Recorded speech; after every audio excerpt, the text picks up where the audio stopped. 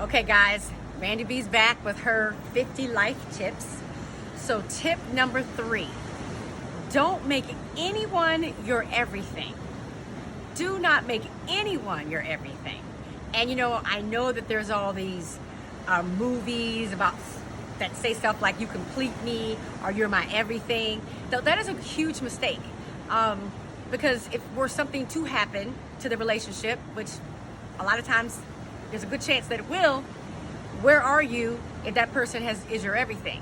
Secondly, the relationship has a greater chance of lasting if you're interesting. It's always fascinating to me.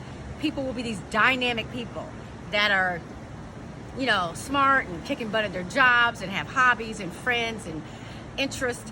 And then as soon as they get like a man, they all of a sudden become like that man as their everything, and they become boring. And what attracted that man to you, even though he may complain about it, is what will continue to keep him attracted to you. So keep it interesting. Be whole. We're fascinated by people that are interesting.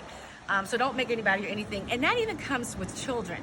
There's a whole lot of literature, particularly with moms, that we must sacrifice our entire lives and beings to be mothers. And I believe part of being a mother is showing your children that you're a whole person and that you can live, and that hopefully, like I have 2 sons, hopefully they will be attracted to women who are dynamic and interesting and fascinating, and that they can nurture relationships with whole women that aren't looking to just completely lose themselves in this one other being. And that's a lot of burden, right? I can tell you as an only child, there's a lot of burden when somebody puts all their hopes into you, right? That I don't actually think it's fair to put on people. So even with your children, allow yourself to be a whole person outside of your children. And I believe that they will learn about life through you just being somebody other than their mother. Of course, being a mother has always been my number 1 thing, but it's not my only thing. So that's tip 3.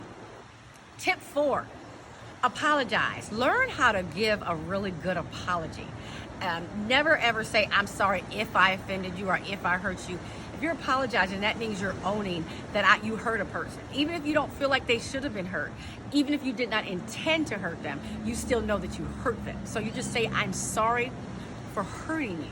And you own what you did. I mean, an apology, I'm shocked at people that cannot humble themselves enough to apologize as if they don't make mistakes. Like, I apologize all the time. I apologize even when I don't quite fully understand what I did, but I'm certainly sorry if I ever upset or hurt people, right? That's never ever my intention, so I'm sorry for it.